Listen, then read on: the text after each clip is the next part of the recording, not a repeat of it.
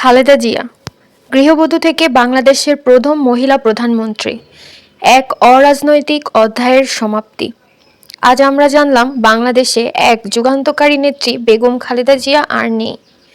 তিনি যে একজন নির্বাচিত প্রধানমন্ত্রী ছিলেন তা তো সবাই জানতেন, কিন্তু জানেন কি তার জীবন কত বড় সংগ্রামের গল্প? এই ভিডিওতে আমরা সেই গল্প পুরোপুরি বলবো, শুরু থেকে শেষ পর্যন্ত।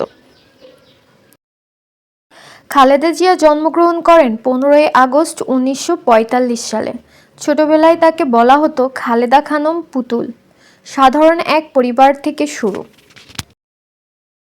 তিনি মাত্র 15 বছর বয়সে বিয়ে করেন জিয়াউর রহমানকে, যিনি পরবর্তীতে বাংলাদেশের রাষ্ট্রপতি হয়েছেন। 1981 সালে তার স্বামী হত্যার পর খালেদা জিয়াকে রাজনীতিতে নামতে বাধ্য হতে হয়।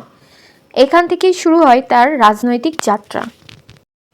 1984 সালে তিনি হন বাংলাদেশ ন্যাশনালিস্ট পার্টির অর্থাৎ বিএনপির চেয়ারম্যান। 1991 সালের নির্বাচনে বিএনপি জয়ী হয় এবং খালেদা জিয়া বাংলাদেশের প্রথম মহিলা প্রধানমন্ত্রী হন। একটি বিশাল পর্যায়ের ইতিহাস। আপনি কি জানতেন মুসলিম সংখ্যাগরিষ্ঠ দেশে তিনি দ্বিতীয়বার নারী সরকার প্রধান হিসেবে নির্বাচিত হন? খালেদা জিয়ার রাজনীতি শুধু ক্ষমতাই নয়, বরং তীব্র প্রতিদ্বন্দ্বিতা ও সংগ্রামের নামও ছিল। বিশেষ করে শেখ হাসিনার সঙ্গে দীর্ঘ রাজনৈতিক দক্ষিণ, যাকে অনেকে ব্যাটল অফ বেগমস বলে। আমার বাড়ির লোকজনকে কিছু খেতে পর্যন্ত দেয়নি। দীর্ঘদিনের সংসারের সব মালামাল রেখে আমাকে এক কাপড়ে বাড়ি থেকে বেরিয়ে আসতে হলো, বের করে দেওয়া হলো। আজকে যেভাবে আমাকে অপমান করা হয়েছে, ঘরের দরজা ভেঙে আমি এর বিচারের ভার মহান আল্লাহ ও প্রিয় দেশবাসীর উপর ছেড়ে দিলাম। অথচ তারা মিথ্যা কথা বলছে যে আমি নিজের বাড়ি ছেড়ে বেরিয়ে এসেছি। এটা সম্পূর্ণ মিথ্যা কথা, বানোয়ার কথা। তারা জবরদস্তি ধাক্কা মেরে আমাকে বাড়ি থেকে বের করেছে। আসুন, প্রতিহিংসা প্রতিশোধ নয়, পারস্পরিক ভালোবাসা ও ভ্রাতৃত্বের মাধ্যমে আমরা সকলে মিলে আমাদের প্রিয় মাতৃভূমিকে, বাংলাদেশকে সত্যিকার অর্থেই একটি বাসযোগ্য, উন্নত ও গণতান্ত্রিক রাষ্ট্রে পরিণত করি। আল্লাহ হাফেজ। বাংলাদেশ জিন্দাবাদ। খালেদা জিয়ার সময়কালে সরকারের কিছু উল্লেখযোগ্য উদ্যোগও ছিল, যেমন শিক্ষার প্রসার ও সামাজিক উন্নয়ন। তবে দ্বিতীয় মেয়াদে ধর্মীয় উগ্রবাদ বৃদ্ধি এবং কিছু অভিযোগ ও মামলার কারণে বিতর্কিতও হন। 2025 সালে তার স্বাস্থ্যের অবস্থা ক্রমহীন খারাপ হতে থাকে। তিনি দীর্ঘদিন এভারকেয়ার হাসপাতাল ঢাকাতে চিকিৎসাধীন ছিলেন এবং বহু রোগের সম্মুখীন ছিলেন, যেমন কিডনি, লিভার, হৃদরোগের জটিলতা। বাংলাদেশ জাতীয়তাবাদী দলের বিএনপির ভারপ্রাপ্ত চেয়ারম্যান তারেক রহমান 1994 সালে 3রা ফেব্রুয়ারি ডক্টর জোবাইদা রহমানকে বিয়ে করেন। তাদের একমাত্র কন্যা জাইমা রহমান, যার নাম রাজনীতিতে ভবিষ্যৎ সম্ভাবনার দিকে তাকিয়ে আলোচনা হয়। দীর্ঘ 17 বছর নির্বাসনে থাকার পর 25শে ডিসেম্বর 2025 সালে তিনি দেশে ফিরে আসেন পরিবার সহ এবং ছোট পুত্র আরাফাত রহমান, খ্যাতিতে কোকো। তিনি রাজনৈতিকভাবে তুলনামূলক কম সক্রিয় ছিলেন। তার ওয়াইফের নাম শারমিলা রহমান সিথি। তার 2 মেয়ে জাহিয়া রহমান এবং জাইফা রহমান। 2015 সালের 2রা জানুয়ারি সুন্দরী মহিলা ছিল। ওরাও ছোটবেলাটা এখানেই নাকি কেটেছে, আর সদরঘাটে পড়তো, ডাকনাম বিউটি ছিল। আমরা শুনেছি যে এটা হচ্ছে খালেদা জিয়ার বাগান বাড়ি ছিল, আর হচ্ছে সামনেটা ছিল হচ্ছে ওরা থাকতো, ওদের জমিতেই আমরা আছি। আচ্ছা, আমরা বাড়ি কিনে, পরের জমি কিনে বাড়ি করেছি। খালেদা জিয়া আমার বাড়ির উল্টো দিকেই ছিল, আমার মায়ের কোলেই সে মানুষ হয়েছে। খালেদা জিয়ার জন্ম আমাদের বাড়ির উল্টো দিকে জমিতে। দেশভাগের পর যখন সমস্ত এক্সচেঞ্জ হয়, তখন অমরেন্দ্রনাথ চক্রবর্তী তিনি জলপাইগুড়ি এই বাড়িতে আসে এবং খালেদা জিয়ার আজ বাংলাদেশে চলে যায়। এই বাড়ি তখন থেকে অমরেন্দ্রনাথ চক্রবর্তীরা থাকে।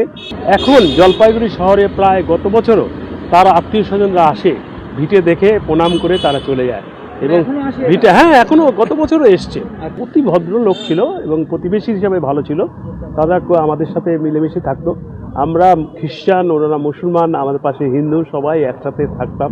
একটা পরিবারের সঙ্গে তাদের সোদপোত ছিল, যেহেতু নয়া বস্তিতে ওনার বাড়ি ছিল, যেহেতু তখনকার দিনে খুব কম সংখ্যক মানুষ জলপাইগুড়িতে বসবাস করতো, সেজন্য তাদের সঙ্গে সবার আত্মীয়তার একটা ছিল এবং আমাদের খুবই ক্লোজ বলেন, আত্মীয় বলেন, আমাদের ওতপ্রোত সঙ্গে জড়িত এবং সম্পর্কে আত্মীয়। সে গেছিলাম ওই যে জমিরুদ্দন সরকার যে ব্যারিস্টার ছিল, বাংলাদেশের স্পিকার, অস্থায়ী প্রেসিডেন্ট কিছুদিন ছিল, সে আমাকে ডেকে নিয়ে গেছিল, তার বাসভবনে আমাকে নিমন্ত্রণ করছিল, সেখানে খাওয়া দাওয়া করেছি আমি। মানে বিষাদের ব্যাপার, খুব দুঃখজনক লাগছে। এই দিনটা আমরা আজকে শোক হিসাবেই আমরা নিজেকে মনে করছি, তার স্মৃতির প্রতি আমরা শ্রদ্ধা জানাচ্ছি।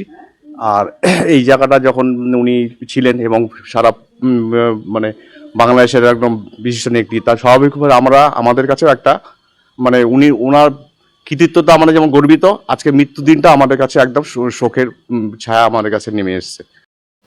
30শে ডিসেম্বর 2025 সালে ভোর 6টার দিকে তিনি শেষ নিঃশ্বাস ত্যাগ করেন। একটি শোক সংবাদ যা আজ সারা দেশে আলোড়ন তৈরি করেছে। এমনকি জাপানের মতো বড় বড় দেশগুলোতেও তার নাম প্রচার করা হচ্ছে। তিনি লাখো কোটি মানুষের প্রাণের একটি নাম।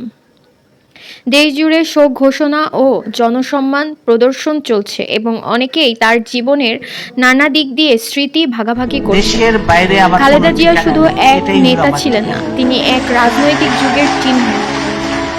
এই দেশের মাটি, মানুষই আমার সবকিছু। আমি আপনাকে ফোন করলাম সন্ধ্যায় গণভবনে, আমি আপনাকে দাওয়াত দিচ্ছি, আমার সঙ্গে বসে রাতে একটু খাবার খাবো।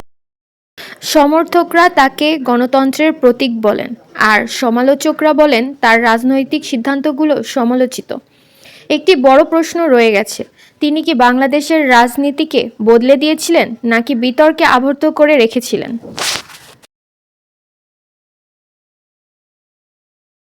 অনেকেই জানেন না, খালেদা জিয়া নিজে কখনো রাজনীতিতে আসতে চাননি।